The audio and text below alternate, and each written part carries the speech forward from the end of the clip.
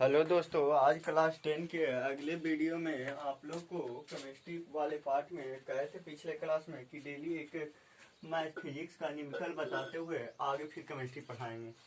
तो आप फिर आज हम लोग सबसे पहले न्यूमेरिकल देखते हैं। एक कल हो गया, एक आज दूसरा न्यूमेरिकल कहता है एक लेंस के सामने 60 सेंटीमीटर की दूरी पर। इसका मतलब है एक लेंस के सामने, वह लेंस कौन है जो मालूम नहीं, 60 सेंटीमीटर की दूरी पर रखे एक वस्तु का काल्पनिक प्रतिबिंब। अब यहां देखिए, दूरी पर रखे एक वस्तु, इसका मतलब ये u है। तो u बराबर -60 सेंटीमीटर।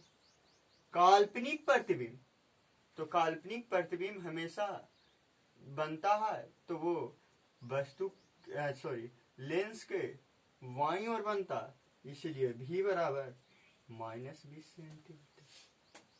उस लेंस की फोकस दूरी क्या, एफ बराबर, तो लेंस सूत्र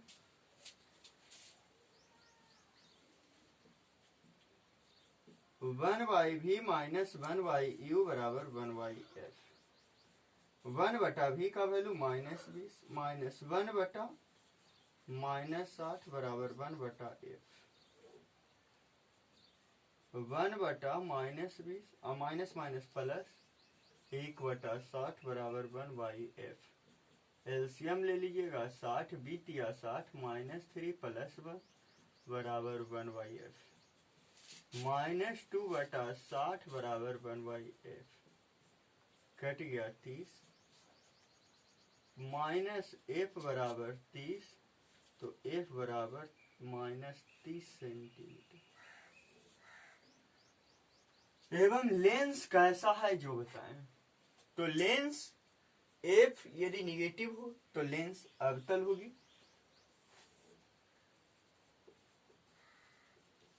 अवतल है।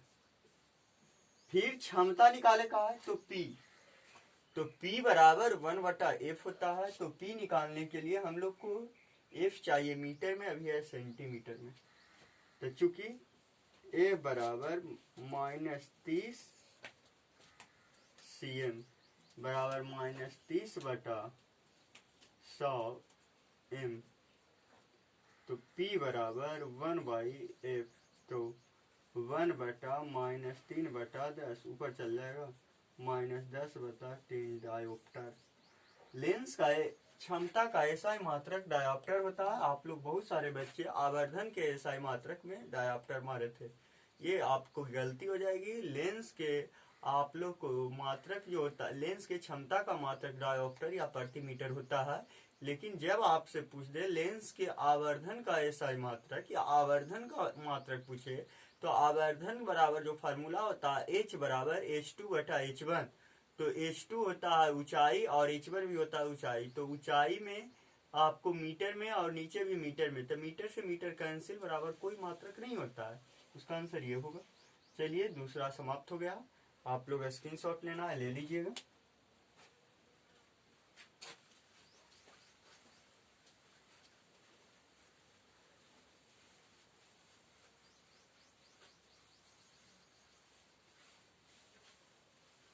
चलिए, पिछला चैप्टर क्लास में आप लोग को पढ़ाए थे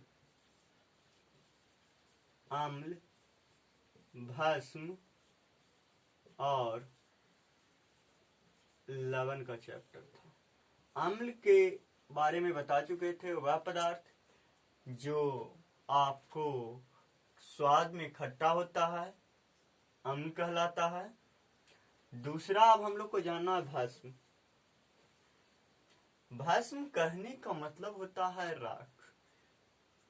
जो जितना भी आपने जलाते हो उसको चख करके देखो, सबका स्वाद कड़वा होगा, खट्टा किसी का नहीं होता।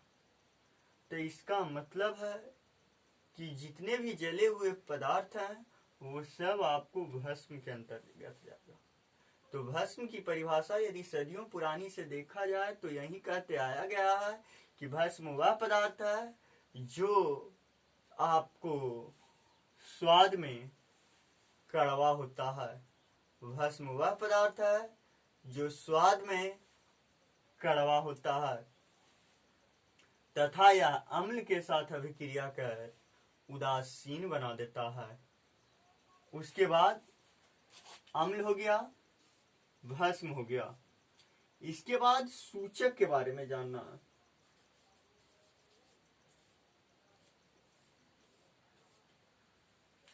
सूचक किसको कहेंगे? तो वे पदार्थ जो अपने रंग में परिवर्तन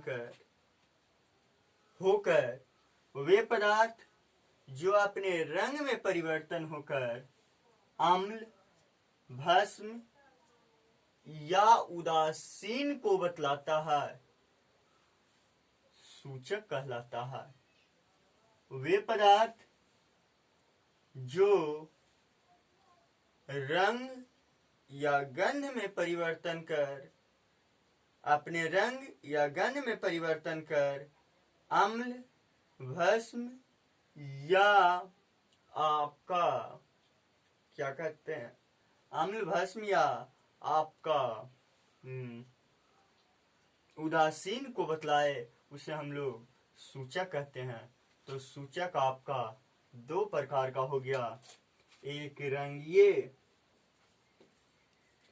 सूचक और दूसरा हो गया गंधीय सूचक।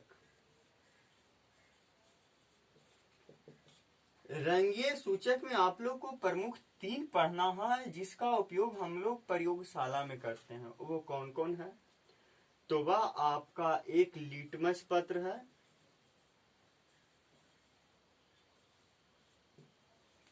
है, दूसरा फिनेप्थलीन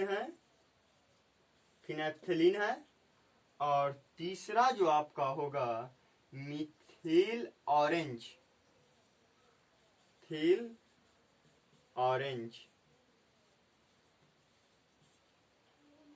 यहाँ गंधीय सूचक भी आप लोग को प्याज, लौंग का तेल, वैनिला etc. इसमें ढेर सारा भी होता है, लेकिन प्रमुख आप लोग को जो प्रयोगशाला में इसका प्रयोग किया जाता है, यही 3 किया जाता है। तो याद रखिएगा कि आप लोग को लिटमस पत्र, रंगीय सूचक 3 हो गया, जो आप लोग को मुख्य रूप से पढ़ना है। ऐसे ढेर सारे, हल्दी का पौधा, चुकंदर है, ये सब है आपका रंगीय सूचक में ही है, लेकिन मुख्य रूप से आप लोग को 3 पढ़ना है। अब देखिए, फिनाफ्थलीन और मेथिल ऑरेंज जो है वो कृत्रिम है, अर्थात ये संश्लेषित है, ये आपको मानव निर्मित है ये दोनों। लेकिन जो लिटमस पत्र है ये आपको प्राकृतिक है, ये आपका लीचेन के पौधा से प्राप्त किया जाता है। किसका पौधा? लीचेन एक पौधा होता है, उसका छाल से प्राप्त किया जाता है लिटमस पत्र। लिटमस पत्र का वास्तविक रंग बैंगनी होता है। तो चलिए, आज हम लोग अम्ल जान गए, भस्म जान गए, और एक इसमें जानना है क्षार।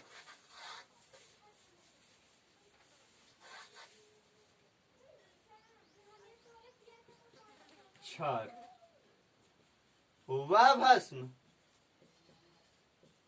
जो जल में घुलनशील होता है, क्षार कहलाता है।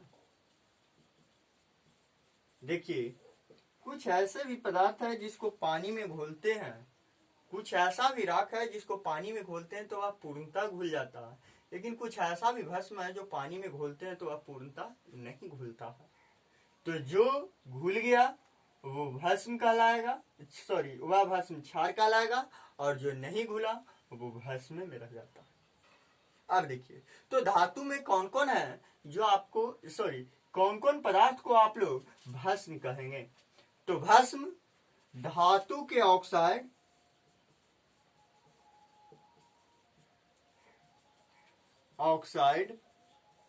या हाइड्रोक्साइड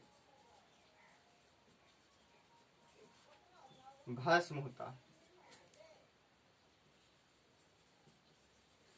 अगर पकड़ने के लिए कोई कह दे तो देखिए, धातु के साथ ऑक्साइड लगा हुआ है तो वह भस्म है, या धातु के साथ हाइड्रोक्साइड लगा हुआ है तो वह भी भस्म के अंतर्गत जाएगा। जो भस्म जल में घुलनशील होगा उसे हम लोग क्षार के नाम से जानते हैं।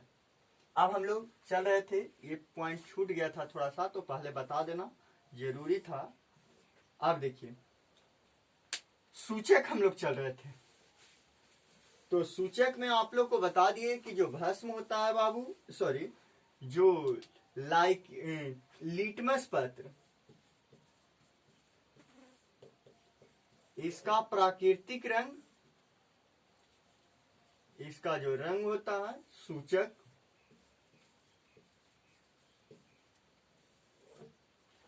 अम्लीय रंग और क्षारीय। देखिए, यदि लिटमस पत्र को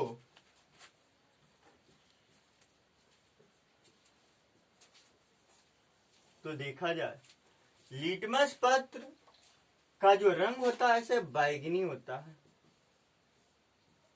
प्राकृतिक के द्वारा, लेकिन जब इसे अम्ल में डाल दिया जाए तो इसका रंग आपको बदल करके लाल हो जाता है।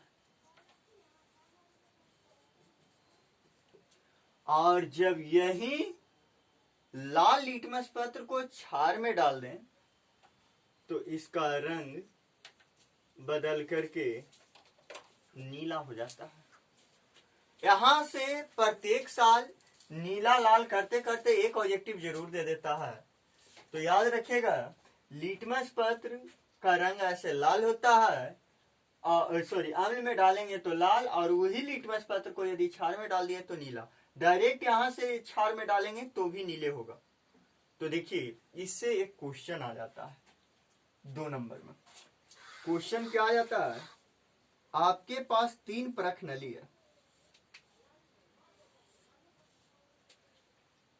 और ये तीनों में अम्ल, क्षार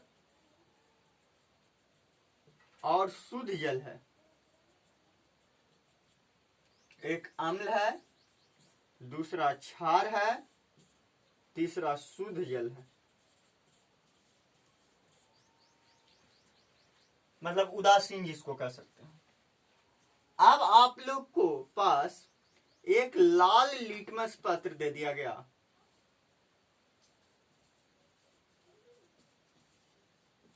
या नीला लिटमस पत्र दे दिया जाता है, लाल या नीला, दोनों में से कोई दे दिया जाए, और कहेगा, क्वेश्चन को मन से समझे, 3 परखनली है, तीनों में द्रव भरा हुआ है जिसमें अम्ल, क्षार और शुद्ध जल है, और आपके पास एक लाल लिटमस पत्र है। अब इसकी पहचान आपको करेंगे कैसे? 2 नंबर का क्वेश्चन यहां से पूछ देगा, तो इसकी जवाब क्या होगी? ये लाल लिटमस पत्र को बारी बारी से तीनों में डालेंगे, कुछ नहीं करना, लाल लिटमस पत्र को तीनों में बारी बारी से डालेंगे। यदि जिसमें डालना पर लाल लिटमस पत्र का रंग बदलकर नीला हो जाए, क्या हो जाए? नीला। तीनों में डाले, मान लिया कि इसमें डाले कोई परिवर्तन नहीं, इसमें डाले कोई परिवर्तन नहीं हो सकता, इसमें डाले नीला हो गया,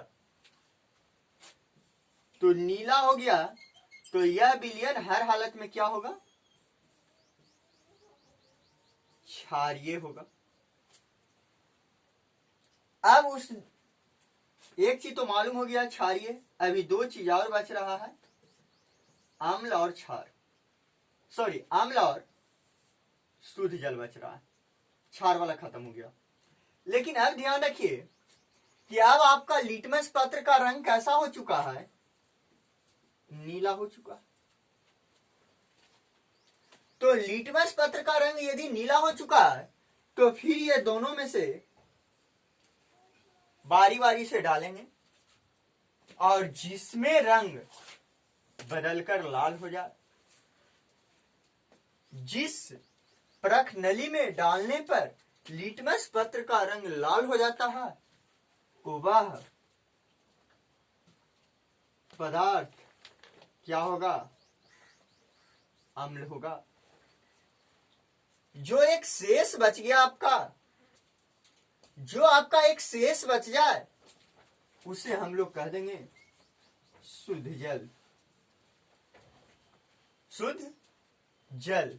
तो इस प्रकार से हम लोग सूचक को पकड़ सकते हैं कि लिटमस पत्र जो है, अगर आपके पास 3 गो लिटमस पत्र है तो कैसे पकड़ेंगे, समझ में आप लोग को आ गया होगा, उम्मीद करते हैं। फिर इस सभी क्वेश्चन को लिखाया जाएगा, डरने की बात नहीं है। अभी केवल समझिए 2-3 वीडियो, फिर एक बार बोलते हुए आगे निकलते जाएंगे। दूसरा बताए थे मेथिल ऑरेंज।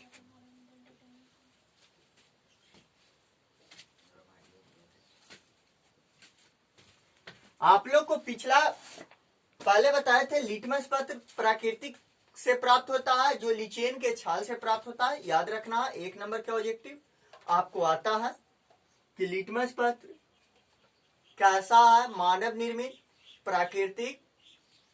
तो याद रखना है कि ये प्राकृतिक से प्राप्त हुआ है। किस पौधा से, तो लीचेन का पौधा नाम देता है, या कहीं कहीं पे हो सकता है लाइकेन भी देता होगा। तो डरने की बात नहीं है, लाइकेन या लीचेन दे तो उसी को मारना है। देख लेते हैं 1 सेकेंड। कोई कोई बुक में लीचेन दिया है और कोई कोई बुक में आपको लाइकेन दिया हुआ है।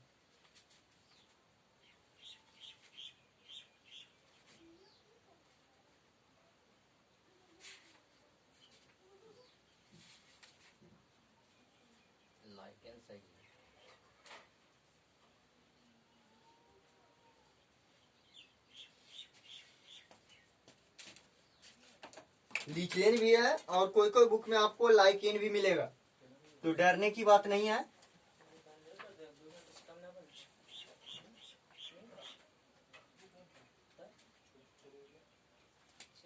अब यहां देखिए, मेथिल ऑरेंज का रंग नारंगी होता है प्राकृतिक, लेकिन जब इसको अम्ल में डाल दिया जाता है, जब इसको अम्ल में डाल दिया जाता है तो ये लाल हो जाता है, और जब क्षार में डालते हैं तो ये पीला हो जाता है। मेथिल ऑरेंज का रंग नारंगी प्राकृतिक रूप से होता है, उसके बाद अम्ल में डालेंगे तो लाल, और ऐसे पीला हो जाता है क्षार में डालेंगे तो। तीसरा आप लोग को जो जानना है वो है मेथिल ऑरेंज के बाद फिनेफ्थलीन।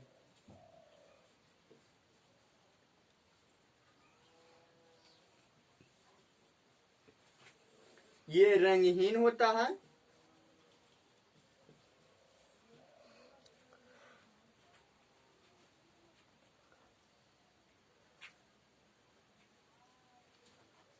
यहां परिवर्तन नहीं,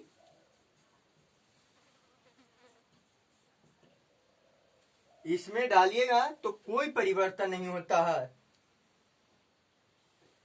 और यहां पे रंग बदल करके गुलाबी हो जाता है। तो देखिए, यही आपका 3 मुख्य रूप से पढ़ना है। ये 2 याद रहे या मत रहे, लेकिन ये फर्स्ट याद होनी चाहिए, क्योंकि इसी पर ऑब्जेक्टिव और इसी पर क्वेश्चन आता है। Thank you. वीडियो नहीं तो काफी लंबा हो जाएगा, फिर अगले वीडियो में देखेंगे।